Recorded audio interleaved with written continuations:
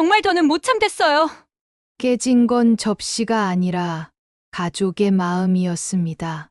예의가 먼저냐, 사람이 먼저냐 말끝마다 상처가 깊어지던 어느 밤 도망치듯 집을 나온 한 노인, 골목에서 비명을 듣습니다. 그리고 10초 뒤 두 남자가 땅에 엎드려 있었습니다. 그녀는 누구일까? 안녕하세요. 인생 극장입니다. 진행자 김민지입니다. 여러분의 영화 같은 사연을 기다리고 있습니다. 이번 이야기 들어가기 전에 구독, 좋아요, 알림 설정 부탁드립니다. 오늘은 인천 연수구에 사시는 은희 씨의 사연입니다. 나는 거실 한복판에 주저앉아 있었어요. 숨이 턱까지 차올라 가슴이 빠르게 요동쳤습니다. 눈앞에는 깨진 그릇 조각과 엎질러진 음식들이 어지럽게 널려 있었고, 그 사이로 손등에 흘러내린 피가 뚝뚝 떨어지고 있었죠. 순간적으로 무슨 일이 일어났는지 믿기 힘들 정도로 우리 가족은 순식간에 아수라장이 되고 말았습니다.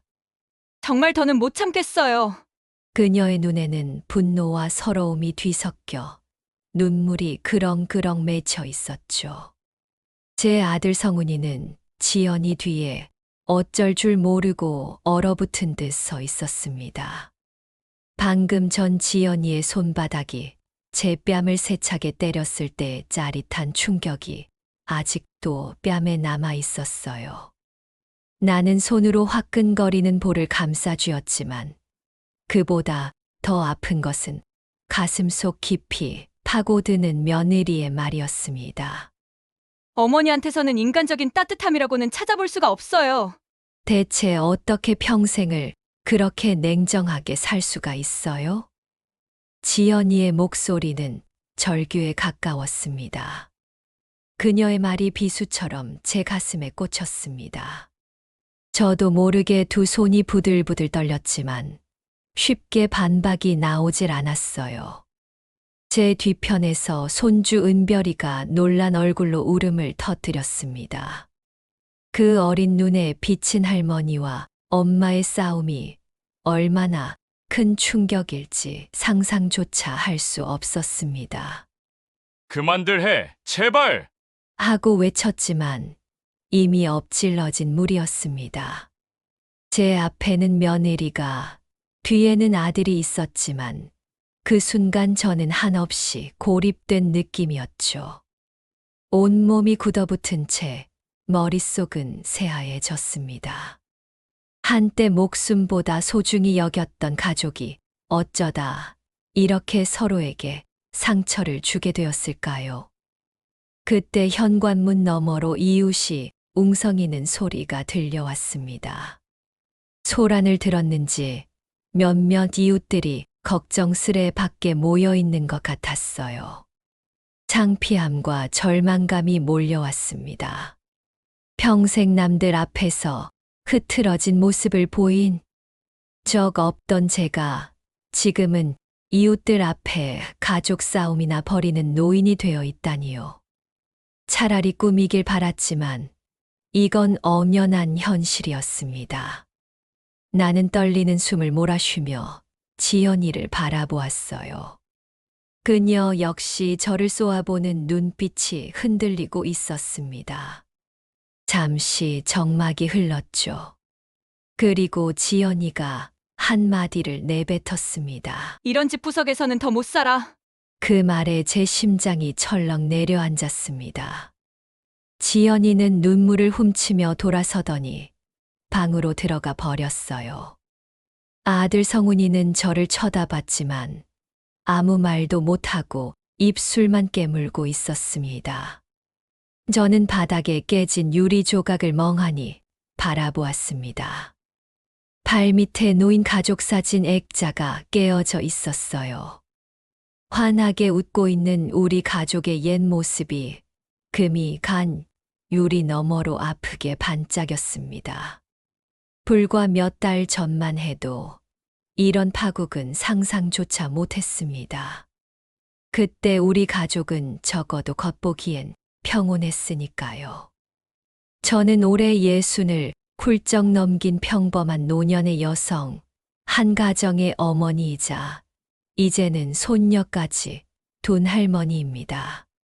제 이름은 은희라고 합니다. 세월 앞에 장사 없다고 언젠가부터 주름이 늘고 머리카락엔 흰 눈이 내려앉았죠. 겉모습은 그저 동네에서 흔히 볼 수 있는 친절한 할머니였을지 몰라요. 하지만 제 내면에는 아무도 모르는 또 다른 얼굴이 숨어 있었습니다. 저는 젊은 시절 대한민국 육군 특전사 707 특임대에서 복무한 적이 있습니다.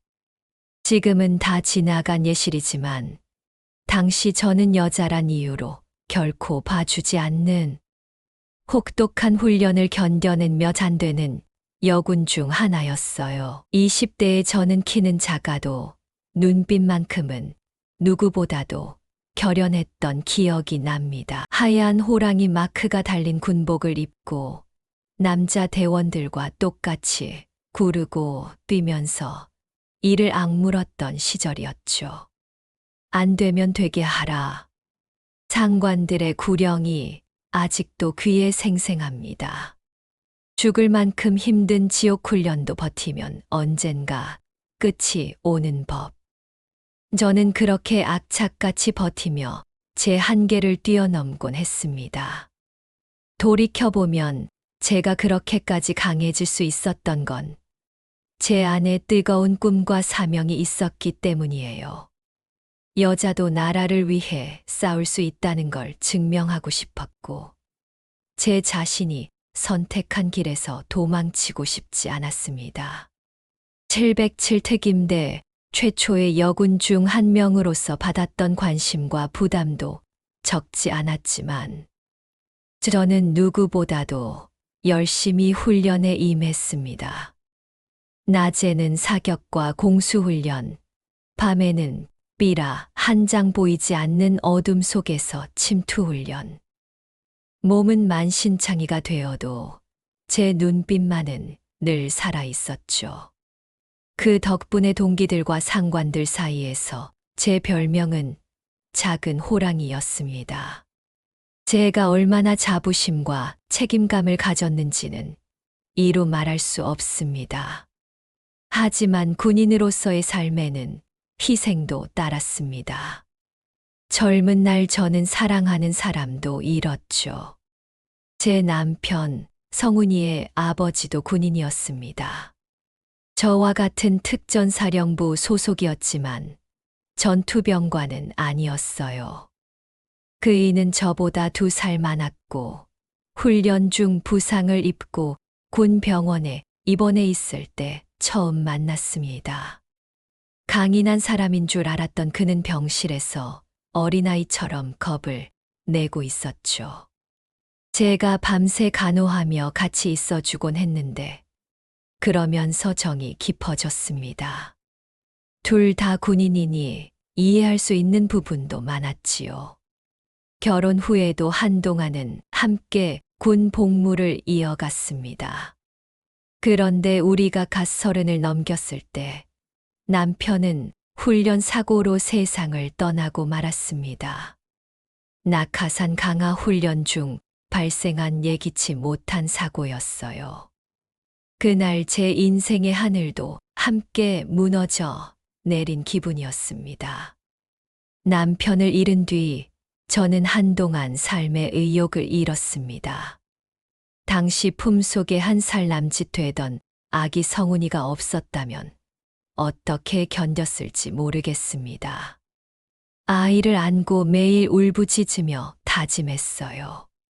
내가 반드시 이 아이를 훌륭하게 키워내겠다. 너희 아빠 목까지 최선을 다하겠다.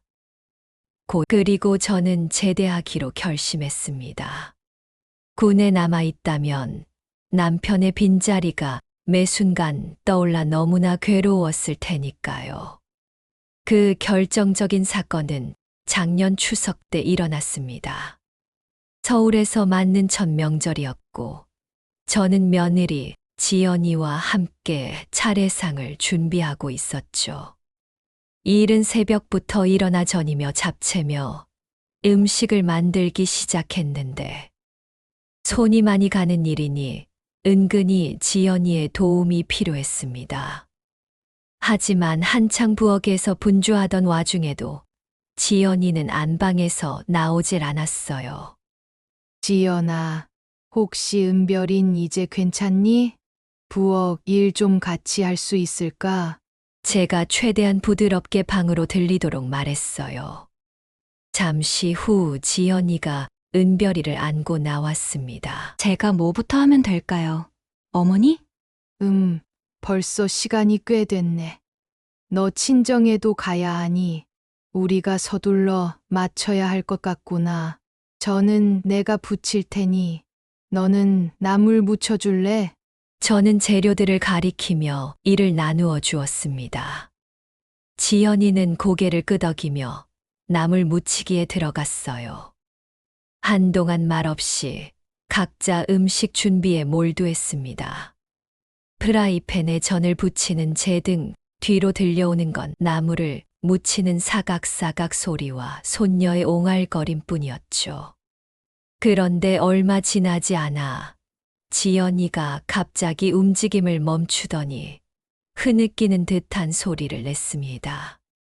놀라서 돌아보니 그녀가 두 손으로 머리를 감싼 채 어깨를 들썩이고 있었어요. 지연아, 무슨 일이야? 죄송해요. 어머니, 저 그냥 너무 힘들어서요. 어젯밤도 잠을 못 자서 회사 일에 집안일까지 제가 다 못 해내고 있는 것 같아서 죄송해요. 그제야 저는 며느리가 한계에 다다랐음을 눈치챘습니다. 어린 손녀 돌보랴, 명절 음식 준비하랴, 직장일까지 병행하느라 몸과 마음이 지쳐버린 거겠지요. 한순간 마음이 짠해졌습니다. 많이 힘들지 미안하구나, 지연아. 내가 도와주러 올라와 놓고 오히려 너 힘든 줄도 모르고 재촉만 했구나. 미안해. 아니에요. 제가 감정이 와서 이래요. 어머니 잘못 아니에요. 그렇게 우리는 잠시 평화로워진 것도 잠깐이었습니다. 명절 당일 아침 차례를 지내기 직전 사건이 터지고 말았습니다. 자, 이 향을 들고 우리 시부모님과 조상님께 2번 절하면 돼. 저 어머니? 제가 꼭 절을 해야 하나요? 잘 모르기도 하고 요즘은 집에서 제사 안 지내는 집도 많아서요. 뭐? 아니, 아무리 그래도 시집 왔으면 지가의 예의를 따라야지. 우리 남편 내 시아버지 되시는 분 돌아가신데 처음 지내는 차례야. 너희 친정에서도 이런 예의는 기본으로 배웠을 텐데 이걸 안 하겠다고? 저는 그런 전통에 익숙하지가 않아서요. 친정에서도 제사는 간소하게 지내거나 안 지냈거든요. 괜히 모르면서 형식적으로 하는 게 조상님께 더 신뢰 아닐까요? 그게 무슨 말버릇이니? 형식적으로 하다니. 조상을 기리는 게 형식적인 일이니? 그렇게 편한 대로만 하려고 하면 나중에 너희도 너희 자식들에게 똑같이 대접받을 거야. 나 때는 말이다. 시부모님들 제사 새벽부터 준비해서 지내고도 아무 불평 안 했어. 어머니 때랑 지금 시대는 다르잖아요. 요즘 누가 며느리 혼자 명절 음식 준비 다 하고 제사까지 다 챙겨요? 어머니야 젊으셨을 때 그렇게 사셨을지 몰라도 전 그렇게 못해요. 저한테 너무 버겁다고요. 아니 당신도 알면서 왜 가만히 있어? 늘 어머니 편만 들고. 얼굴로 여보, 어머니, 우리 모두 조금씩 양보하자. 오늘 좋은 날인데 이러지 말고. 그래. 결국 내 본심이 그거였구나. 예의도 전통도 다 귀찮고 지가 쪽 일은 다 부담스럽다 이거지. 나도 내 마음 이해 못하는 건 아니다만 최소한의 도리는 지켜야 하는 거 아냐? 내가 누굴 위해 이 고생을 했는데 내가 그럴 수 있어? 고생요? 어머니가 우리 위해 도와주시는 건 알겠어요. 감사하지 않은 거 아니에요. 그런데 가끔은 어머니가 저를 도와주는 건지 아니면 제 위에 군림하려고 오시는 건지 모르겠어요. 저희 부부 일에 하나하나 간섭하고 뭐든 자기 방식대로 하라 하시잖아요. 저도 저희 방식이 있는데 근데 한 번이라도 들어주신 적 있어요? 추석 이후 우리 사이에는 어색한 정적이 흘렀습니다. 겉으로는 큰 소리 내는 다툼은 없었지만 보이지 않는 벽이 생긴 듯 했죠. 며느리 지연이는 저와 꼭 필요한 말 외에는 대화를 잘 하지 않았습니다. 예전에는 은별이를 두고 이런저런 육아 이야기도 나누고 했는데 이젠 그것도 최소한으로 줄었어요. 어느 토요일 오후였어요. 성훈이는 회사 출근을 했고 저와 지연이 손녀만 집에 있던 날이었습니다. 그날 은별이는 엄마인 지연이보다 제가 옆에 있으니 자꾸 제 뒤를 졸졸 따라다녔어요. 저는 아이를 달래며 주방에서 채소를 다듬고 있었습니다. 순간 전화벨이 울려서 지연이가 전화를 받느라 거실로 나갔고 잠시 제가 부엌에 혼자 남았죠. 그 찰나에 은별이가 무슨 장난을 치고 싶었는지 가스레인지 쪽으로 다가가는 게 아니겠어요. 저는 급히 달려가 은별이 손을 확 잡아 끌었습니다. 너무 놀란 나머지 제 동작도 거칠었어요. 은별이는 제 낯선 큰 소리에 놀라 펑펑 울음을 터뜨렸습니다. 아이고, 우리 강아지. 많이 놀랐지? 괜찮아, 괜찮아. 그런데 바로 그때였습니다. 뒤늦게 전화를 끊고 부엌으로 들어온 지연이가 울고 있는 은별이를 보고는 다급히 제 품에서 아이를 데려갔습니다. 은별아, 왜 울어? 어디 다쳤어? 어머니, 은별이 왜 이래요? 무슨 일 있었어요? 아, 별일 아니야. 은별이가 뜨거운 가스불 쪽으로 가길래 위험해서 내가 못 가게 하느라 놀라서 운 거야. 다친 데는 없어. 어머니가 은별이를 세게 잡으신 거 아니에요? 애 팔 좀 봐요. 빨갛게 자국 남았잖아요. 그게 애 잡아 끌다 보니 조금 그럴 수도 있지. 그렇다고 내가 일부러 학대한 것도 아니고 자칫했으면 큰일 날 뻔해서 그런 거잖니. 달래면서 씁쓸히 앞으로는 제가 있을 테니까. 어머니는 신경 안 쓰셔도 돼요. 괜히 세게 잡아 끄실 필요도 없고요. 내가 신경을 끄라고? 그럼 애 다치려고 할 때 보고만 있으라는 말이야? 그러니까 제가 돌볼 테니 어머니는 굳이 애랑 부엌에 안 계셔도 된단 말이에요. 제가 잠깐 한눈 판 사이에 하여튼 죄송해요. 은별아, 그쳐? 응? 그날 저녁 퇴근하고 돌아온 성훈이 앞에서 지연이는 아무 일도 없었다는 듯 행동했습니다. 저도 참았지요. 아들에게 괜히 걱정을 끼치고 싶지 않았습니다. 하지만 제 속은 문드러지고 있었어요. 밤이 되도록 잠이 오지 않았습니다. 답답한 마음에 조용히 거실로 나와 앉아 있는데 안방에서 지연이와 성훈이가 은별이를 재우며 나누는 낮은 목소리가 흘러나왔습니다. 당신 정말 이대로는 안 될 것 같아. 요즘 너무 힘들어. 어머니가 도와주시는 건 알겠는데 이제 나는 오히려 불편한 게 더 크다. 은별이 문제도 그렇고 우리 어린이집 보내는 거 다시 생각해봐. 그리고 어머니께서도 좀 고향에 내려가서 쉬시라고 하면 어떨까 싶어. 물론 은혜 입은 건 알지만 이렇게 같이 사는 게 서로 힘들면 차라리 따로 지내는 게. 그 말을 듣는 순간 제 머릿속이 새하얘졌습니다. 지연이는 결국 제가 이 집에서 나가길 바라는 걸까요? 하필 이 모든 이야기가 제 귓가에 생생히 들려온 겁니다. 밤이 되자 저는 차마 방에 들어가 불을 끌 수가 없었습니다. 가슴 속에서 분노와 슬픔이 뒤엉켜 퍼덕이고 있었거든요. 아들과 며느리 손녀의 숨소리가 들리는 집안에서 저만 혼자 깨어 있었어요.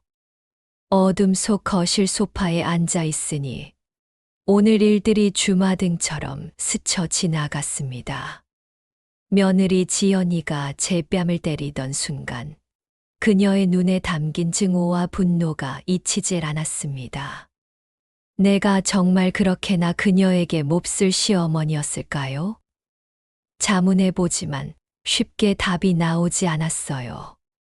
성원이는 방에서 잠든 지연이와 은별이 사이에서 홀로 속을 태우고 있겠지요. 아까 저녁의 끔찍한 싸움 이후 아들은 조용히 제게 와서 엄마 미안해요 하고 떨리는 목소리로 사과했습니다. 얼마나 시간이 지났을까요? 거실 시계가 밤 11시를 넘기고 있었습니다. 가만히 창밖을 보니 가을밤 하늘엔 달도 없이 캄캄했습니다. 복도 저편에서 이따금 들려오는 엘리베이터, 기계음 외에는 세상이 고요했어요. 숨막히는 정적을 견디다 못한 저는 결국 자리에서 일어났습니다. 살금살금 현관문을 열고 밖으로 나오니 싸늘한 밤 공기가 폐 깊숙이 파고들었습니다. 저는 저도 모르게 흐르는 눈물을 훔치며 아파트 단지 밖 거리를 향해 걸음을 옮겼어요. 얼마나 걸었을까요? 주변을 둘러보니 저도 모르는 사이 집에서 꽤 멀리 나와 있더군요. 인적 없는 어두운 뒷골목 근처까지 오고 말았습니다. 슬픔에 잠겨 걷다 보니 발길이 닿는 대로 흘러온 모양입니다. 이쯤에서 돌아가야겠다고 생각하며 발길을 돌리려는 순간이었어요. 어디선가 여자 비명 소리가 찢어지듯 들려왔습니다. 순간 제 온몸이 얼어붙었습니다. 분명 사람이 위험에 처한 듯한 소리였습니다. 저는 순간적으로 주변을 둘러보았죠. 골목 저편 어둠 속에서 인기척과 함께 무슨 소란이 일고 있었습니다. 심장이 쿵쾅거리기 시작했어요. 제 안에서 오랜만에 뜨거운 아드레날린이 분출되는 게 느껴졌습니다. 골목 안쪽으로 뛰어들어간 저는 곧바로 상황 파악을 했습니다. 어스레한 보안등 아래 젊은 여성 한 명이 벽 쪽에 몰린 채 2명의 거구 남성과 실랑이를 벌이고 있었어요. 남성들은 술에 취한 듯 휘청이며 여자에게 추근대고 있었습니다. 아, 저리 비켜요. 여자가 겁에 질린 목소리로 소리쳤지만 남자들은 희죽거리며 오히려 더 끼어들었죠. 한 남자는 외국인인지 영어로 뭐라 중얼거리며 여자의 팔을 붙잡고 있었어요. 여자는 울상이 되어 필사적으로 뿌리쳤지만 역부족이었습니다. 저는 숨을 골랐습니다. 심장이 빠르게 뛰었지만 머리는 차갑게 가라앉았어요. 마치 젊은 시절 긴박한 작전 현장에 투입되기 직전의 기분과도 비슷했습니다. 머뭇거릴 시간이 없었죠. 거기서 뭐 하는 겁니까? 당장 그 손 놓지 못해? 제 목소리가 골목에 단단히 울려 퍼졌습니다.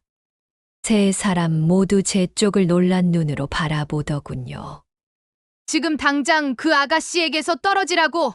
취객 중 한 명 퉁명스레 욕설을 내뱉으며 뭐야? 이 할망구는 참견 말고 가던 길까? 그러나 저는 멈추지 않았습니다. 여자가 눈물을 글썽이며 제게 살려달라는 눈빛을 보냈습니다. 제 안에서 무언가 뜨겁게 솟구쳤습니다. 오랜 세월 잠잠했던 투지와 분노가 끌어올랐어요. 순식간이었습니다. 저는 곧바로 가장 가까이 있던 남자의 팔목을 움켜쥐었습니다. 그는 제 예상보다 쉽게 비명을 질렀어요. 아무래도 술 기운에 평형 감각도 떨어져 있었나 봅니다. 저는 연습했던 호신술 그대로 그의 팔을 비틀어 등 뒤로 꺾었습니다. 이런 망할 년이! 옆에 있던 다른 남자가 욕지거리를 하며 주먹을 휘둘러 저를 밀쳐냈습니다. 저는 첫 남자를 놓아주고 재빨리 몸을 돌려 공격을 피했어요. 다른 남자가 곧바로 달려들어 제 어깨를 거칠게 붙잡았습니다. 잠깐 균형이 흔들렸지만 저는 쓰러지지 않고 그의 팔목을 두 손으로 붙잡은 채 그대로 앞으로 몸을 낮추며 넘어뜨렸습니다. 꿈틀대지 마! 단호하게 소리치며 그의 팔을 더 강하게 비틀자 그는 비명을 질렀습니다. 한 손으로는 바닥에 흩어진 소주병 파편을 집어들어 그의 목덜미에 대었어요. 경찰에 신고해! 제가 다급히 여자에게 외쳤습니다.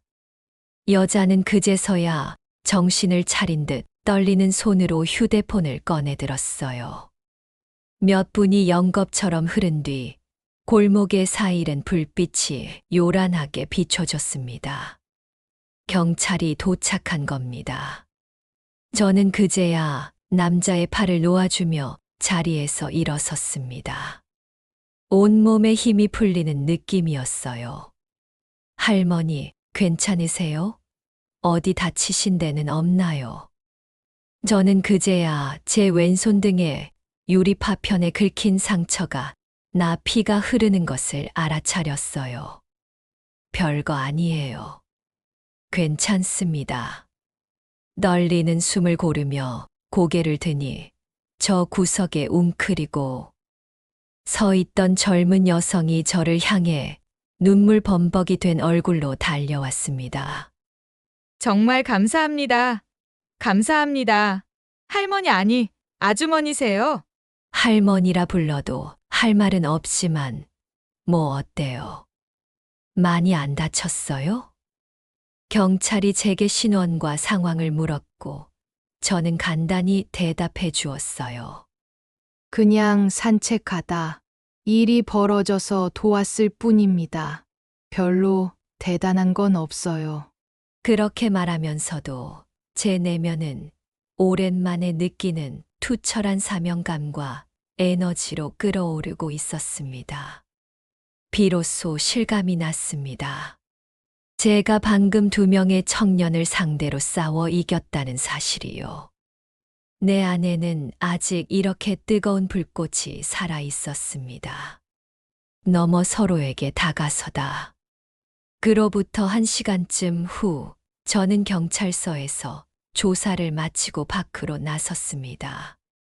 손등에 응급처치를 받은 하얀 밴드가 감겨 있었지만 큰 부상은 아니었죠.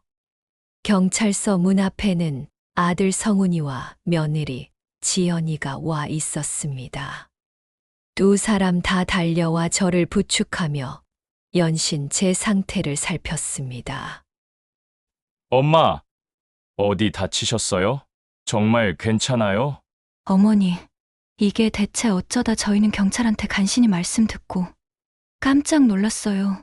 두 사람의 진심 어린 걱정에 제 눈시울이 뜨거워졌습니다. 나 정말 괜찮다. 별일 아니야.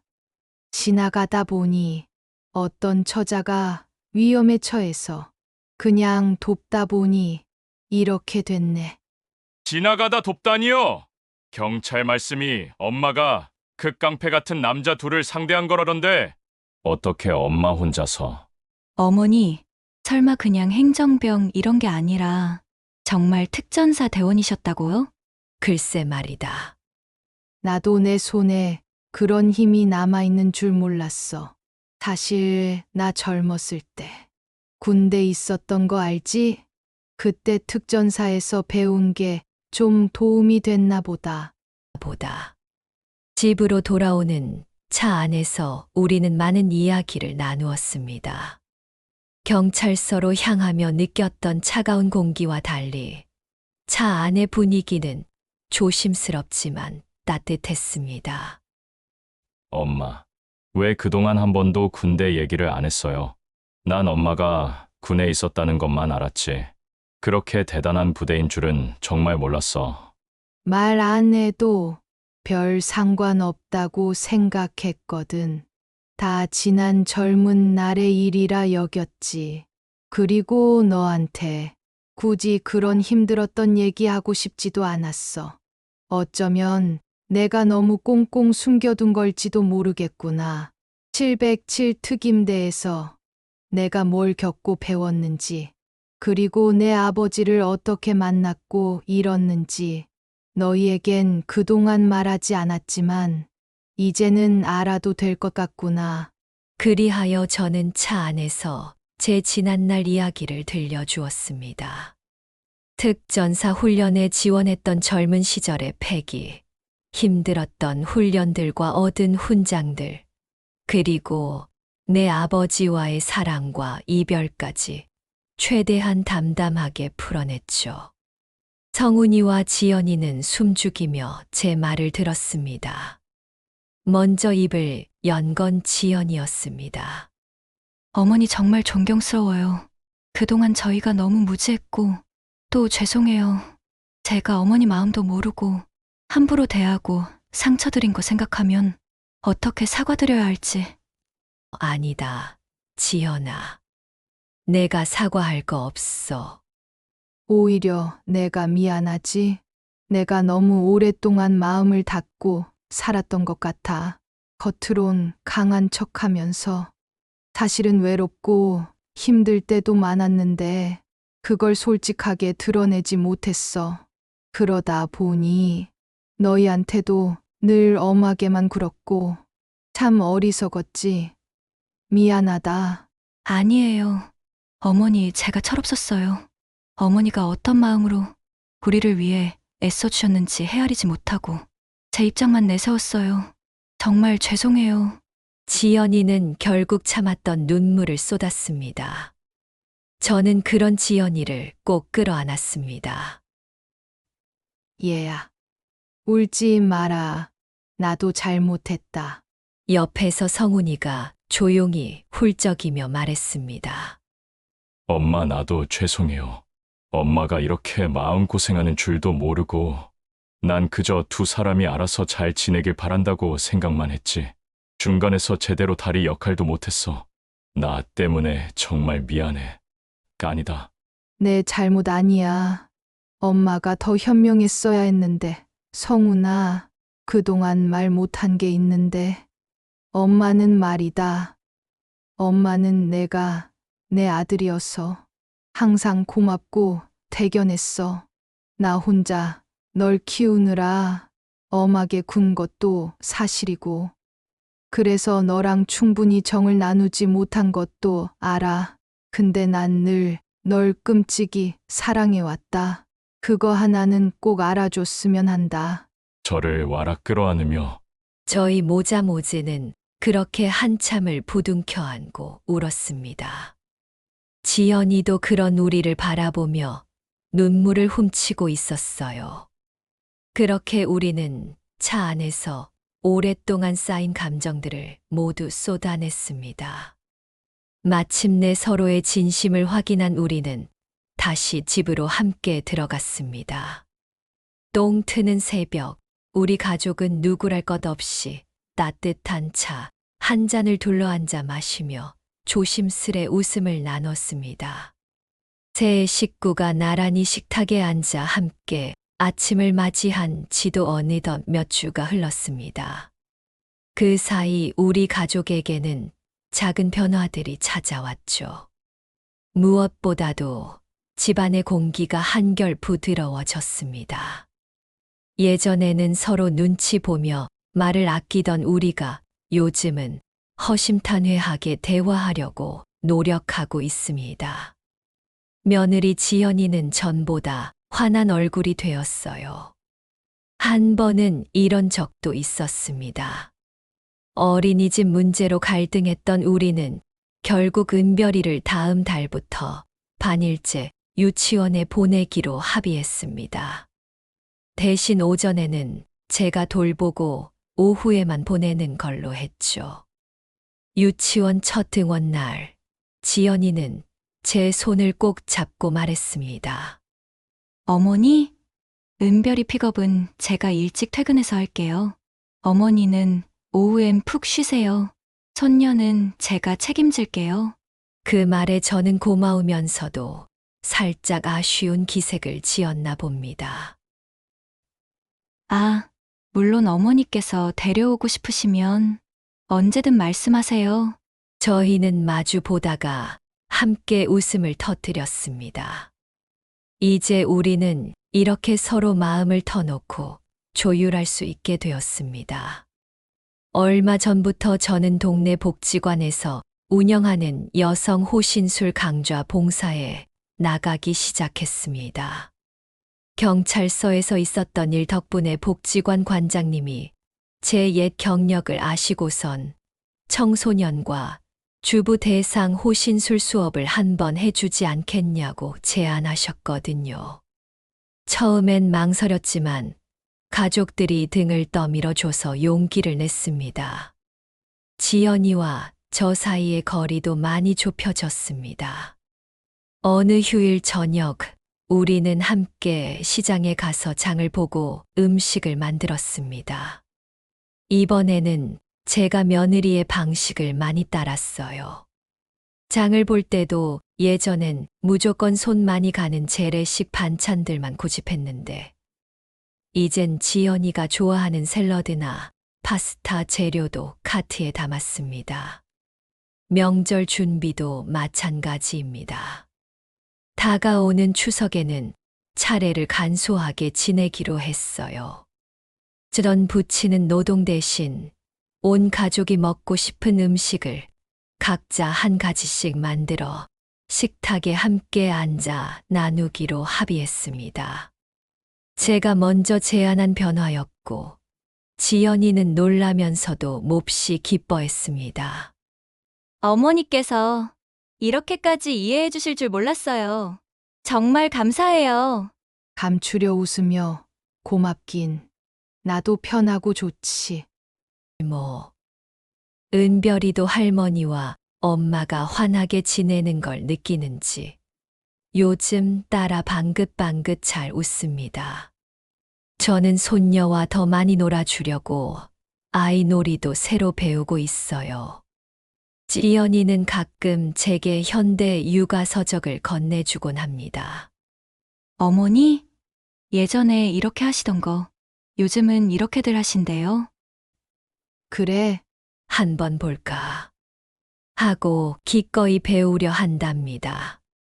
물론 가끔 의견 차이가 아예 없지는 않습니다. 하지만 이제 우리는 문제가 생길 때마다 숨기지 않고 솔직하게 대화를 나누기로 약속했습니다. 며칠 전에는 지연이가 그러더군요. 어머니, 이젠 제가 어머니 없으면 못 살 것 같아요. 처음 시집 와서는 솔직히 어머니 존재가 부담이었는데, 이제는 든든하고 편하네요. 그래? 그럼 내가 평생 같이 살아야겠네. 그 말에 저도 모르게 울컥 눈물이 차올랐지만 이번엔 행복한 감정에 북받친 눈물이었습니다. 가을이 지나고 겨울을 넘긴 어느 봄날, 우리는 가족 사진관을 찾아가 새로 사진을 찍었습니다. 깨진 액자 속 옛 사진 대신 활짝 웃는 현재에 우리 가족 사진을 걸어두고 싶어서였죠. 사진 속에서 저는 아들 부부와 손녀를 양팔에 끼고 세상 누구보다 행복한 미소를 짓고 있었습니다. 이 모든 일을 겪으며 저는 큰 깨달음을 얻었습니다. 나이가 든다고 저절로 지혜로워지는 것은 아니라는 사실을요. 진정한 노년의 지혜란 항상 배우고 스스로를 돌아볼 때 비로소 주어지는 선물임을 깨닫게 되었습니다. 저는 처음에 제 경험과 연륜만 믿고 고집을 부렸지만 결국 아들 내외에게 배운 것이 훨씬 많았습니다.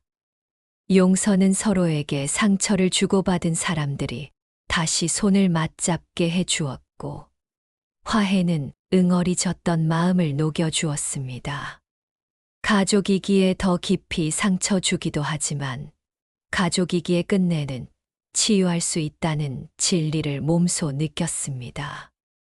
세대 차이라는 벽도 결국 소통과 공감 앞에서는 무너지더군요.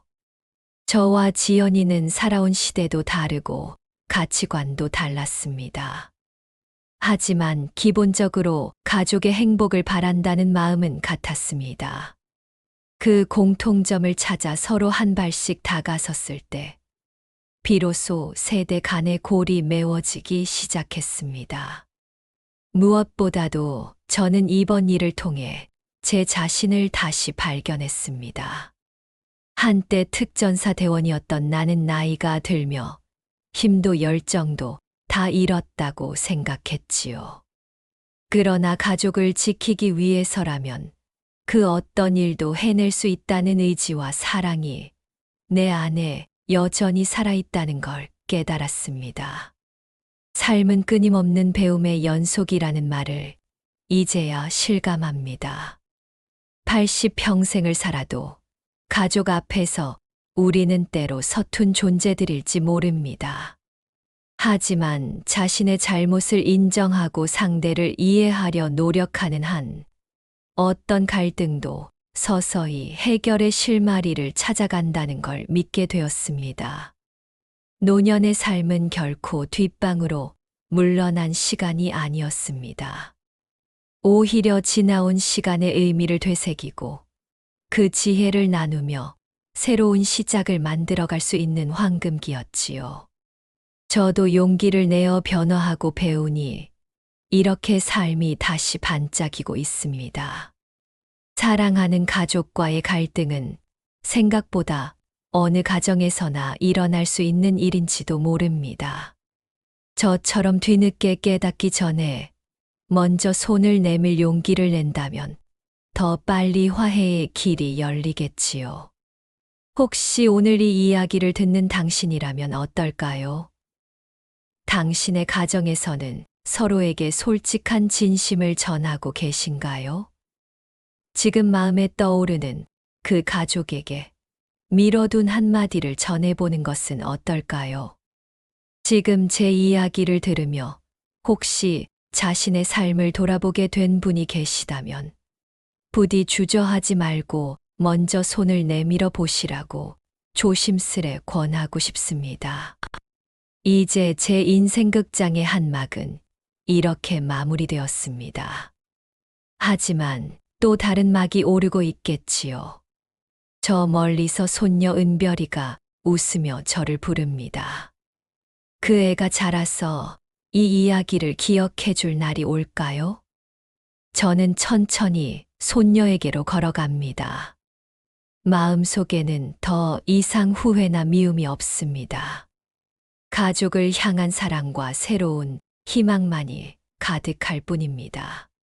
여러분도 가족과 함께 나누고 싶은 이야기가 있으시다면 댓글로 들려주세요. 여러분의 소중한 사연이 누군가에게는 큰 위로와 희망이 될 수 있습니다. 다음 이야기로 찾아뵙겠습니다. 인생 극장이었습니다. 감사합니다.